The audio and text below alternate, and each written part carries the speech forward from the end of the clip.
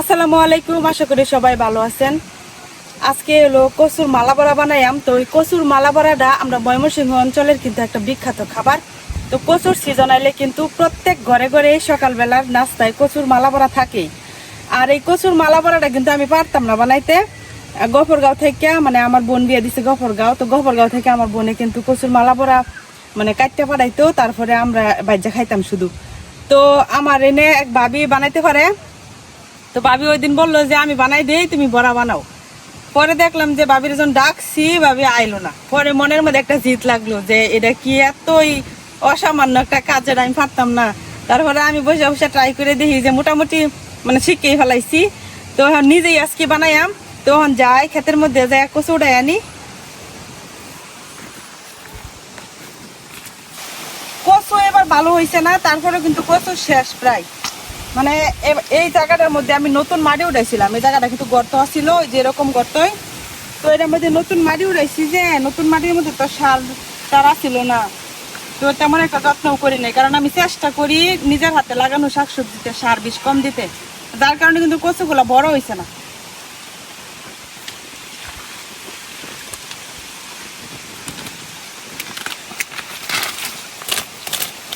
যেমনই হয়েছে মোটামুটি কয়েকটা উড়াইনি।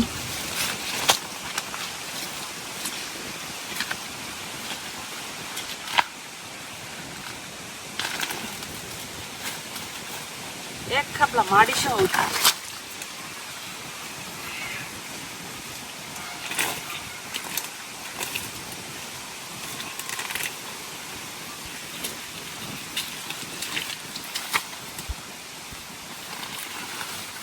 মাড়ি দিত দেখি কচু কোন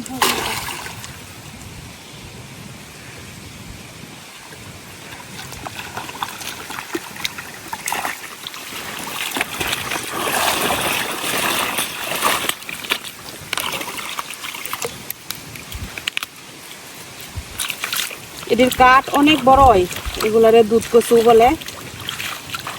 এক আর দুই এক লম্বা হয়, কিন্তু আমার কচুগুলো বড় হয়েছে না। তবে অনেক লতা খাইছি, কচু বড় না হলো।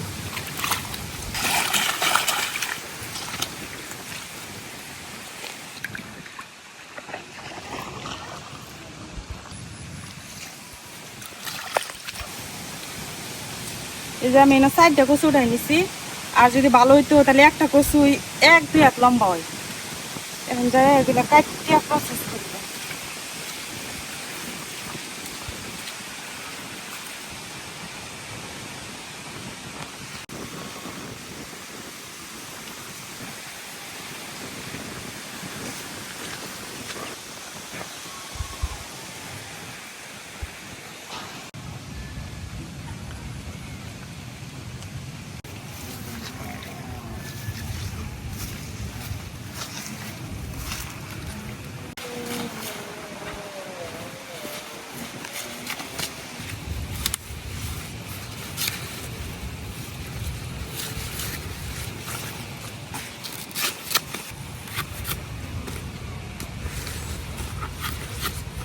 মোটা মোটা কচু হইলে কচু বড়া অনেক সুন্দর হয়। তো এই যে পরিষ্কার করে নিতেছি, আর উপরের যে চামড়াটা আছে এটাও ফেলাই দিলাম।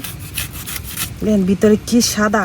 এগুলা কিন্তু অনেক সুস্বাদু কচু, একদমই গলায় ধরে না। কিন্তু আমার কচু দিয়ে বছর ভালো হয় নাই, গত বছর আবার ভালো হয়েছিল। আবার ইনশাআল্লাহ আগামীতে ভালো জায়গায় ভালো করে একদম লাগাইম। হ্যাঁ হুম তুমি দেখছিলা? হুম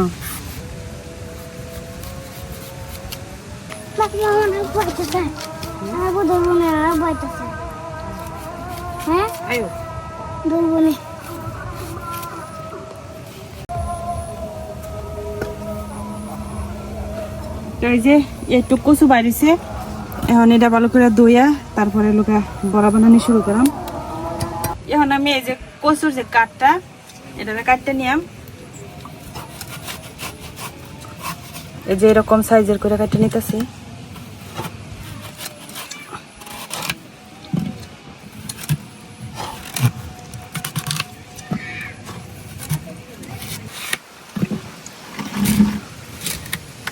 এখন এই যে কচুটা যে চাক করে কাটছি এটার মাঝখান থেকে এরকম একটা কাটা দিয়া 2 ভাগ করে নিলাম।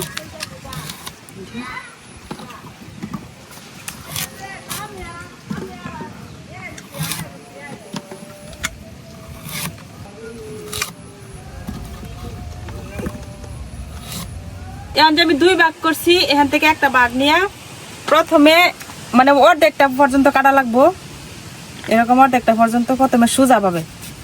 তো প্রথমের কাটাগুলা একটু মোটা মোটা রাখা লাগে, অনেক কষ্ট করে অনেক চেষ্টা করে আমি মোটামুটি শিখছি।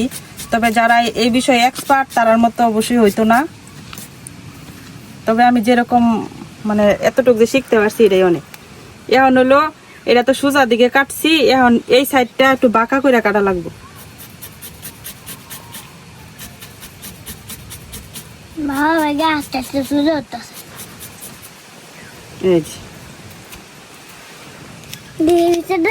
কচুগুলো আমার ছোট, যদি বড় হইতো তাহলে তো আরো লম্বা হইতো আর আরো মোটা হইতো।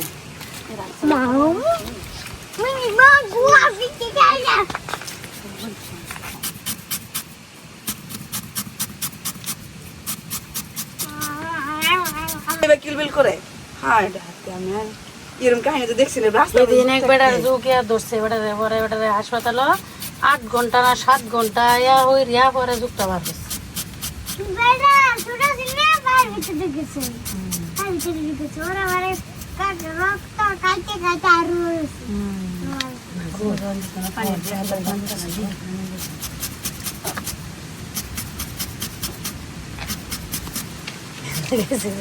যে নাম উনলাই মনে হয় আমাদের সাথে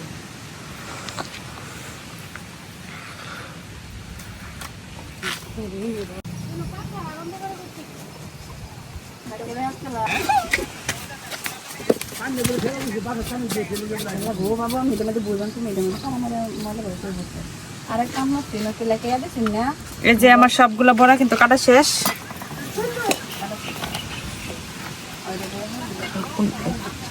এই যে এখন বড়গুলো বাইজা নিয়াম।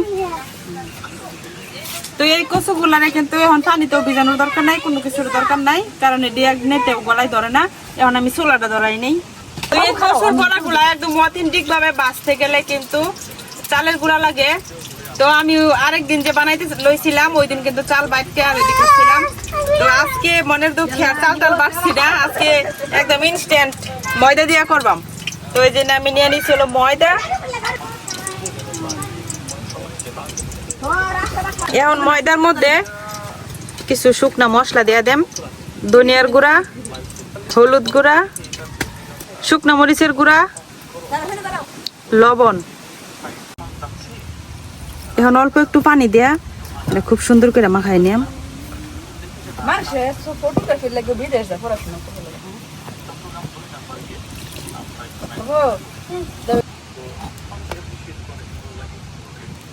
এখন কড়াই দিয়ে দিতেছি তেল।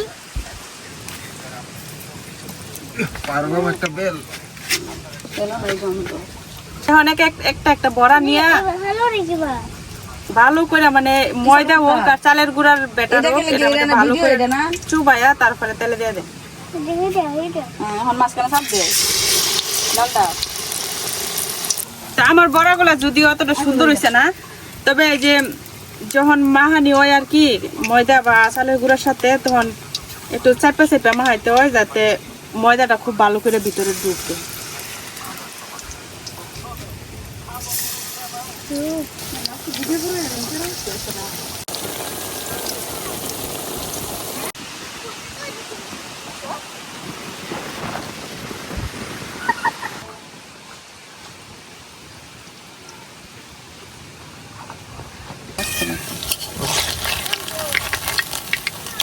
এক সাইড বড়াগুলো ভাজা হয়ে গেছে, এখন আরেক সাইড উল্টা দিচ্ছি।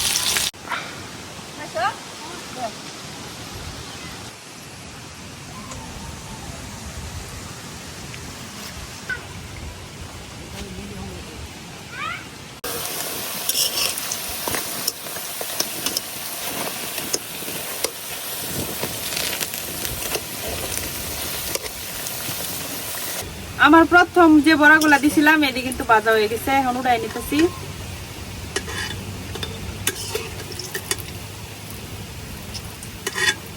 এখন বাকি যেগুলো আছে এগুলো বাইজে নিয়াম। নতুন কারিগর তো আমি, বড়া এর আগে আমি কিন্তু বানাইছি না, মানে এমনি ভাবছি ঠিক আছে, কিন্তু বড়া যে কাটে এটা কিন্তু কাটছিলাম না, যার কারণে হয়তো এক্সপার্টদের মতো হয়েছে না।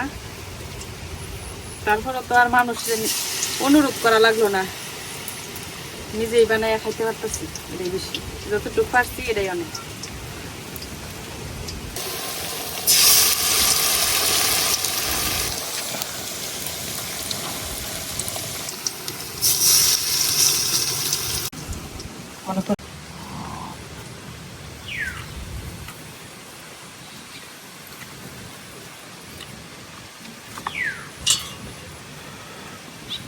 কেমন হয়েছে?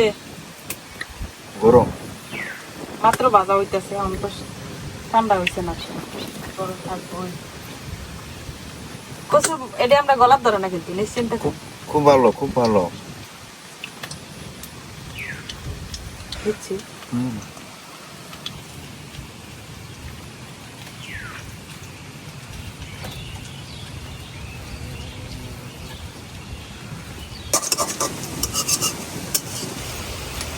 আমার সবগুলা বড়া কিন্তু ভাজা শেষ।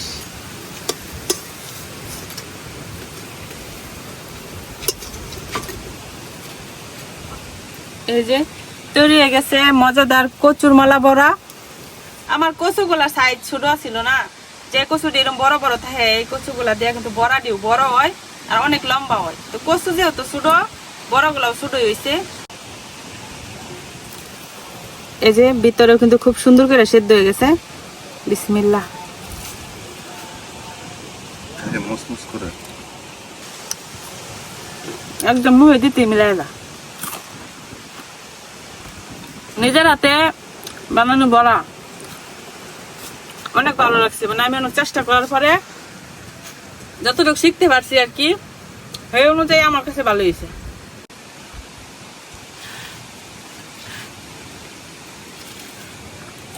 এই সবগুলো বড়া খাইলেও একটু গলায় ধরতো না। এটা ভালো হয়েছে। ইনশাল্লাহ এই বড়া পলা আমি আরো ভালো করে শিখবাম, মানে আমি গফরগাঁও একবার টাইম করে যাইতে পারলে আরো সুন্দর করে শিখাইয়াম। আর বড় কচু পাইলে বড় কচু দিয়ে তখন বানাইম। তো কচুগুলা ছোট দেখে কিন্তু বড়াটি একটু ছোট ছোট হয়েছে। তারপরও কয় না জিদ্দের ভাত খাইয়াম না খাই সাবাই হইলেও দিয়াম। তো বাবি আমার সাথে চিটারি করছে, মানে একটু দেমাক দেখাইলো যে নিজে পারে দেখিয়া, মানে আমার বানাই দিল না। তো আমি যেমনই হোক মানে পারছি, এটাই আমার লাগে অনেক ভালো হয়েছে, অনেক ভালো হয়েছে। আপনারাও বানায় খাইতে পারেন, তবে এটা শিখতে ভালো করে পরে বানাই দেবো, না হলে কেউ খাইতে পারতেন না। আমি জানি আমার ভিডিও যারা দেখতেছে অনেকে হয়তো আমার চেয়ে ভালো করে বানাইতে পারেন এই কচুর মালা বড়া। তো আমারটা কেমন হয়েছে অবশ্যই কমেন্টে জানাবেন। আজকে এই পর্যন্তই, আল্লাহ হাফেজ।